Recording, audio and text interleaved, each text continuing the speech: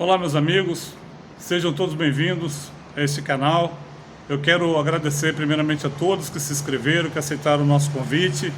Ninguém aqui entrou forçado, nem foi incluso aqui por meio de pressão, mas todos voluntariamente, todos aceitaram participar desse projeto que visa melhorar a saúde na Polícia Militar. Bom, se você teve essa visão, se você chegou até aqui comigo, é porque você também tem essa preocupação. Então, estamos juntos nesse objetivo. Eu quero me apresentar. Meu nome é Luciano Silva Suave, eu sou coronel da reserva da Polícia Militar, onde eu passei mais de 30 anos em suas fileiras. Pude exercer o comando de pelotões, companhias, batalhões, e meus últimos anos foram na Diretoria de Saúde da Polícia Militar, onde eu atuei como chefe de divisão de promoção social e diretor adjunto da Diretoria de Saúde. E eu quero fazer primeiro, para você entender onde nós queremos chegar, qual é o nosso ponto de partida e o nosso foco. Eu quero fazer uma explanação geral da saúde no Brasil, passando pelas instituições militares e, por fim, a gente chegar no nosso objetivo. Ok? Então, a saúde no Brasil, ela é definida pela Constituição Federal, pela Lei Orgânica da Saúde, que é a Lei 8080/90, a Lei do SUS, e pela Política Nacional de Atenção Básica à Saúde. O SUS, ele é considerado o maior sistema de saúde do mundo, né?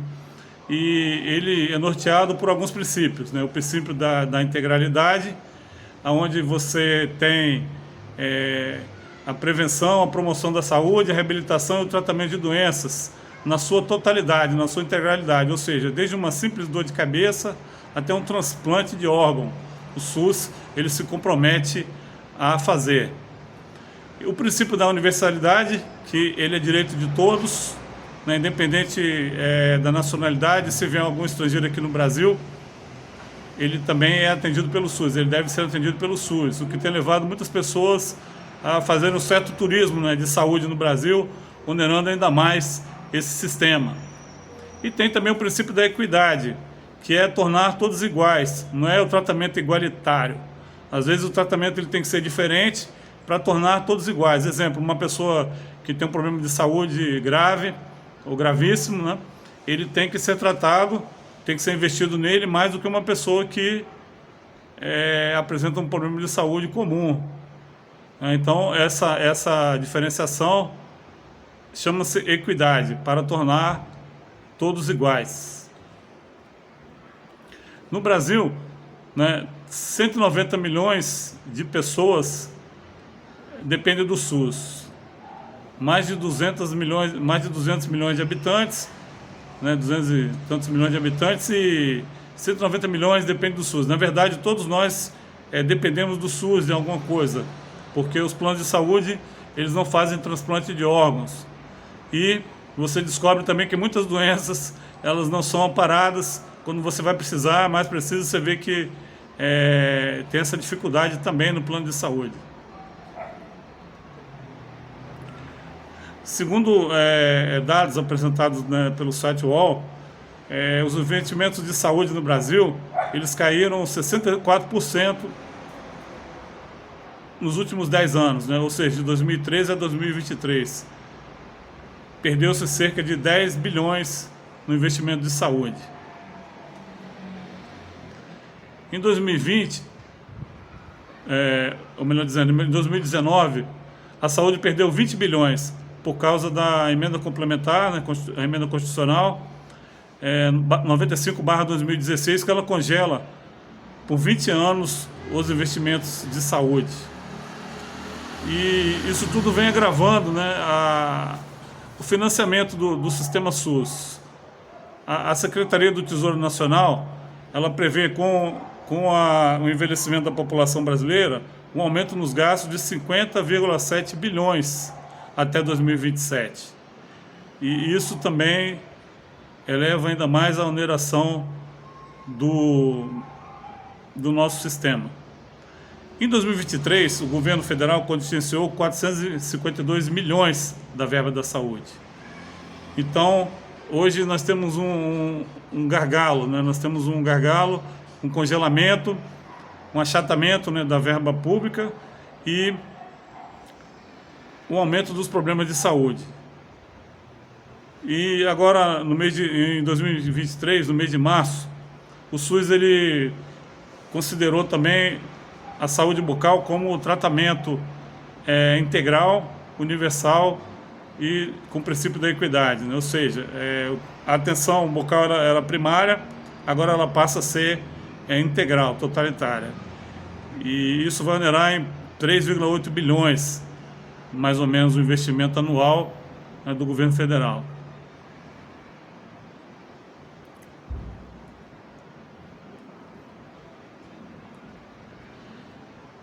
Vamos falar um pouquinho da saúde da tropa, né? A nossa tropa, a policial militar, a nossa tropa aguerrida, ela tem doenças peculiares, como doenças cardiovasculares, hipertensão, diabetes, problemas de ordem psiquiátrica, problemas de saúde mental, que elas tendem a ter uma incidência maior do que a população comum. Então foi feito aqui um estudo, né, pelo Departamento de Ciências Farmacêuticas da UFES, Estatística. Enquanto a expectativa de vida no Brasil hoje ela é de 75,5 anos, a média de óbito dos policiais resultou em 58,66 anos, ou seja, quase 20 anos aproximadamente, né? Quase 20 anos aquém da expectativa de vida no Brasil. Isso é devido às doenças de morte natural, morte violenta, e quando eu falo em morte violenta, existe também uma subnotificação dos casos, né, que ocorrem justamente no momento de folga, quando o policial militar ele está exercendo uma atividade remunerada, paralela, para poder completar a sua renda, às vezes para pagar até um plano de saúde, né, para ter mais dignidade. E os suicídios, né? Isso tem contribuído para baixar essa média de óbito, essa expectativa de vida da população policial e bombeiro militar. Então, você vê o SUS ele caminhando para um colapso. Ele caminha para um colapso e a nossa elevada incidência, né, em doenças citadas, eles nos forçam muitas vezes, né, quem pode pagar um plano de saúde para poder fazer isso, para poder fazer o tratamento dessas doenças. Mas os planos de saúde também não estão em boa situação. Se você olhar bem, os planos de saúde fecharam, né, segundo a Folha de São Paulo, eles fecharam em 2022, né, com prejuízo, o maior prejuízo em 20 anos.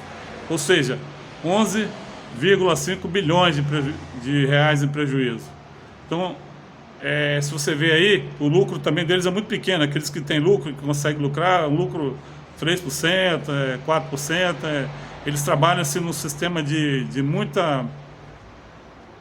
aperto, né? Então, existe também já hoje reclamação de diversas empresas que fornecem material hospitalar, equipamentos, né, para cirurgia, coronárias e tal, que não estão recebendo esse repasse. E os planos de saúde, eles têm passado vários problemas, né? Isso tem onerado ainda mais, né, o nosso sistema de saúde suplementar, né, que é o plano de saúde.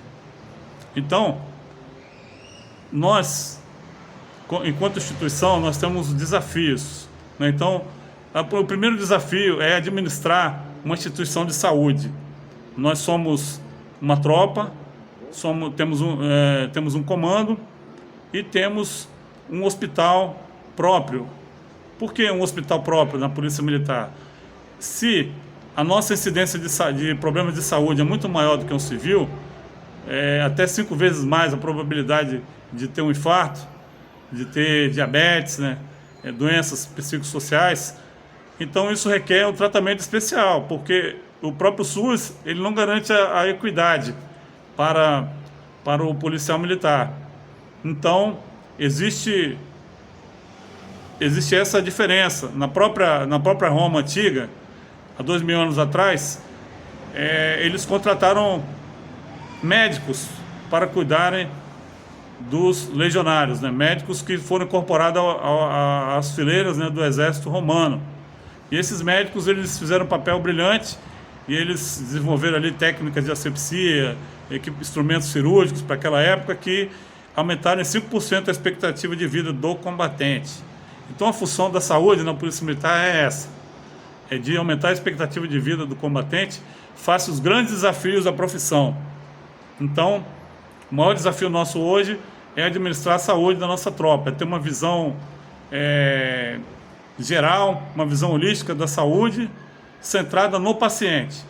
Eu apontei aqui alguns desafios que nós devemos superar, a começar pela governança, né? A governança, né? Ou seja, a gestão da saúde, ela tem que ser voltada para o paciente. O primeiro passo que nós temos que vencer são os paradigmas militares. O hospital, né, uma instituição de saúde, ela não deve ser administrada como uma unidade militar, porque ela tem legislação específica, ela tem objetivos específicos, ela tem um funcionamento específico.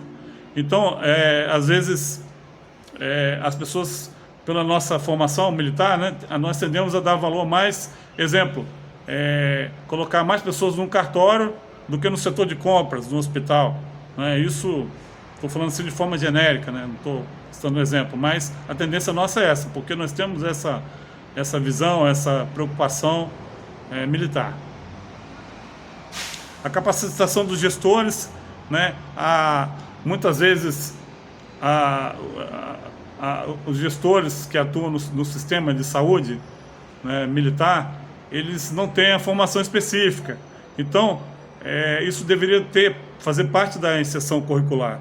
Deveria ter cursos de pós-graduação, de aperfeiçoamento de oficiais voltados para a gestão da saúde. Então, já ia definir ali o caminho que aquele oficial, aquele futuro chefe, futuro diretor de saúde, ele poderia trilhar de forma mais segura. A dificuldade também é a visão holística, né, do hospital. O hospital é um sistema complexo, ele envolve engenharia, ele envolve enfermagem, envolve setor médico, envolve equipamentos eletromédicos, infraestrutura, legislação ambiental, legislação sanitária. Então, tudo isso tem que ser pensado de uma forma harmônica. Não pode agir isolado e esperar algum resultado. Então, tudo isso tem que ter essa harmonia, tem que ter o diálogo entre os setores e tem que cumprir todas as exigências, né, de comissões no hospital, de profissões que tem que ter ali dentro, profissionais que tem que ter ali, com registro, né, no CREA, para poder cumprir ali as exigências dos setores, né, de infraestrutura e de engenharia. A gestão do conhecimento também é um desafio para as instituições militares de saúde. Existe um grande cabedal, né, uma grande oferta de pessoas qualificadas, altamente qualificadas, né, médicos, enfermeiros, gestores, farmacêuticos. Então, isso tem que ser explorado. Um sistema de educação continuada para poder atualizar sempre e manter em harmonia todos os setores do hospital. Isso vai fazer com que se eleve, né, os padrões de eficiência, eficácia e efetividade. Eficiência no sentido de você fazer o gasto correto do recurso público. O recurso público, a instituição é eficiente à medida que ela executa o seu orçamento, ela executa de forma correta. Ou seja, compra o que deve se comprar e gasta o que se deve ser gasto. A eficácia é um padrão para você mensurar se você está atingindo ou não os objetivos institucionais. Na lei orgânica, né, das polícias, consta lá os deveres, né, as diretrizes estratégicas do setor de saúde. Então, o gestor de saúde ele tem que estar atento, ele ver se estão sendo cumpridas, né, através de pesquisa, de satisfação, de outros indicadores de saúde, se essa política está sendo eficaz realmente, né? E ela tem que ser efetiva também, no sentido de que isso está provocando mudanças esperadas, mudanças reais, né, e mudanças impactantes positivamente.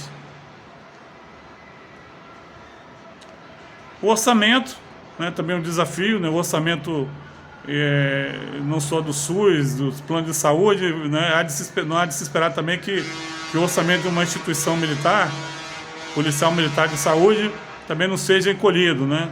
Então, às vezes o orçamento, né, de uma instituição de saúde, ela é menor do que o investimento numa pracinha de Papai Noel, para poder ali, né, enfeitar e tal, as luzes. A gente vê aí algumas críticas, né, que surgiram aqui nos jornais da cidade aqui, determinados municípios fizeram uma execução da ordem assim, de milhões para poder fazer o enfeite da pracinha de Papai Noel.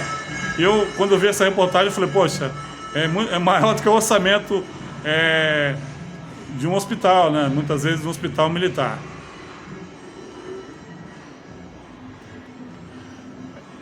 A contratação também é um desafio, contratar pessoas qualificadas. Fazer essa contratação, ela demanda muito tempo, muito esforço político, e embora, né, nós vemos o esforço, né, dos governos, dos comandos, né, em suprir os quadros da saúde, mas também tem a saída das pessoas, e isso é muito difícil de repor, é muito difícil de você manter essa balança equilibrada. E uma das soluções adotadas ali pelas Forças Armadas foi a contratação do profissional de alta performance. Ou seja, criou-se o quadro lá do major temporário. Ele fica 8 anos, né, um indivíduo mestrado, doutorado, ele fica, em média, fica no máximo 8 anos, e depois ele vai para a reserva não remunerada. Isso tem atraído profissionais, né, principalmente na área de medicina, com especializações, com títulos, e isso tem contribuído muito, né, e é uma solução ali adotada pelas Forças Armadas. Outro desafio também das instituições de saúde é a regionalização dos serviços, ou seja, a interiorização do serviço, é você estender para cidades interioranas. No Brasil, né, nós temos uma estatística de 72 milhões de pessoas, ou seja, 1/3, né, da população mais ou menos, que não tem sequer uma UPA na sua cidade, por perto. Então ela tem que viajar, ela não recebe nem uma visita de um agente comunitário, então ela tem que fazer uma viagem, né, um deslocamento muito grande para poder receber um atendimento médico.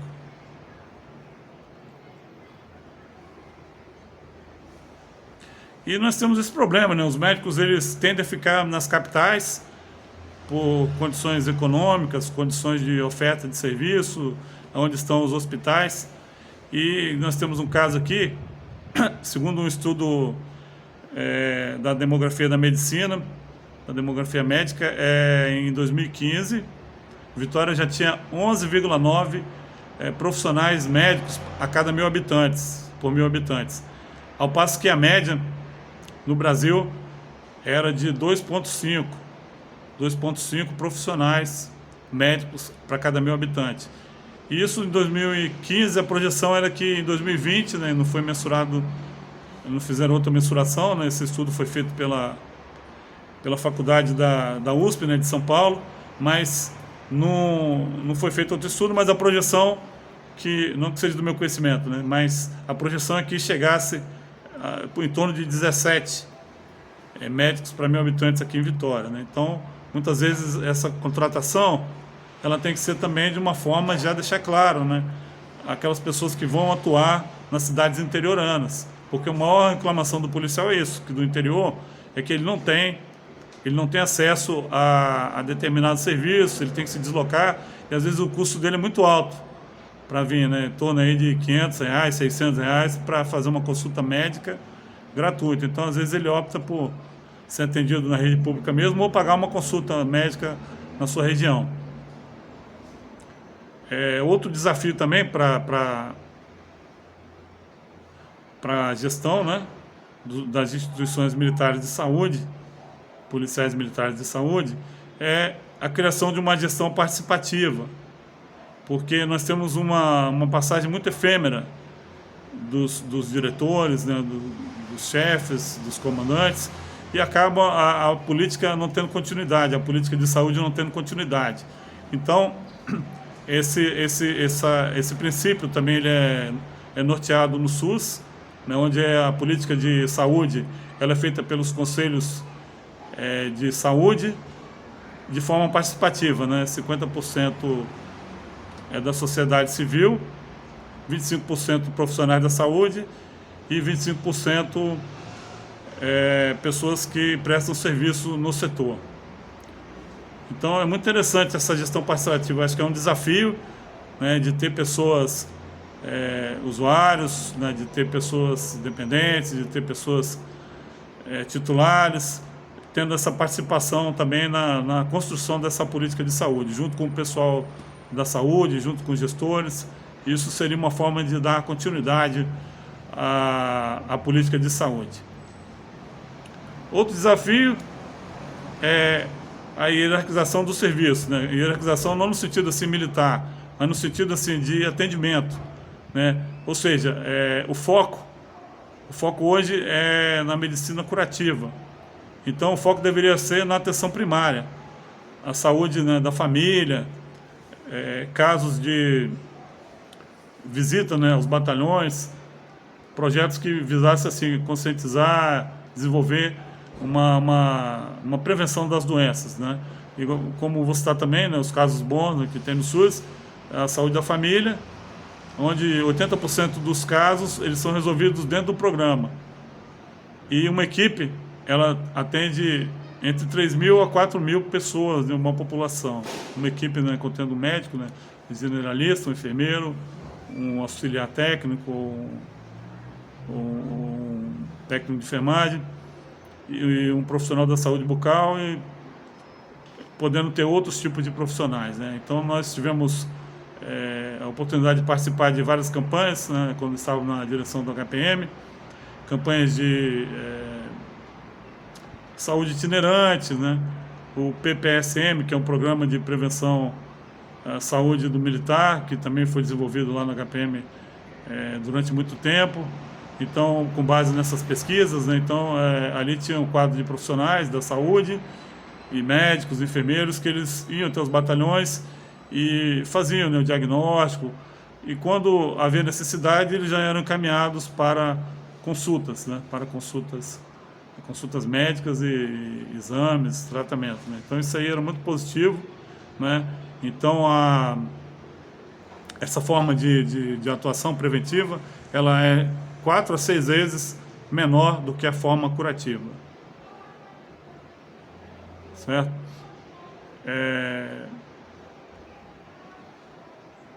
Outro desafio também é você se nortear as estratégicas, né? Nortear as estratégicas através do estudo da epidemiologia. Então, muitas vezes, muitas políticas são desenvolvidas, mas não são levadas em conta os dados processados, coletados, né, muitas vezes, né, nessas campanhas. Então, muitas vezes eles são apenas dados frios, mas quando faz um estudo epidemiológico, você descobre, através da série histórica, né, o motivo da doença, né, a gênese, de onde está vindo, o porquê. Então, é muito interessante, né, o setor de epidemiologia, ele tem essa importância.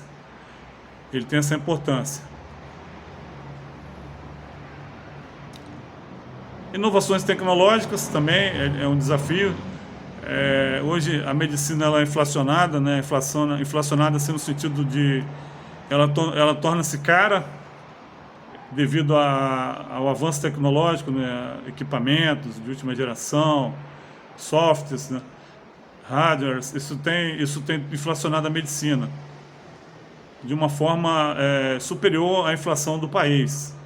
Então, o desafio para você entrar na tecnologia é o desafio para você, primeiramente, se adequar à legislação, o que a legislação pede hoje, para você adequar, por exemplo, o centro cirúrgico, para você adequar a sua infraestrutura, né, do seu hospital, para poder você estar alinhado tecnologicamente com o que a lei exige. E os outros passos, né, sabemos que hoje tem a inteligência artificial, a nanomedicina, ela tende também a mudar, né, revolucionar, já está revolucionando, né, na verdade. Ela está revolucionando a medicina no sentido assim de você ter um controle maior dos pacientes, né? Você usa aí, por exemplo, um equipamento aí, você implanta numa pessoa que ele é capaz de fornecer em tempo real para o médico as informações do paciente. Através do sistema de biometria, ele fornece as informações do paciente. Então, o médico pode monitorar, por exemplo, o nível de glicose, alguns exames, né? Ele pode monitorar em tempo real e ter já essa conduta dessa relação de resolver o problema do paciente, diminuindo aí deslocamento, tempo de atendimento. E a própria inteligência artificial também, ela tem utilizado, né, aí a nanorobôs, né, para poder curar células cancerígenas, né, evitando aí o tratamento de quimioterapia. Então isso aí é um avanço, né? É um avanço, custa caro, mas ele vai evitar muitas situações de catástrofe na saúde, né? Sabemos que um infartado, por exemplo, ele custa em média aí mais de R$300 mil, né? O custo de um infartado, né? Para o plano de saúde ou para o SUS.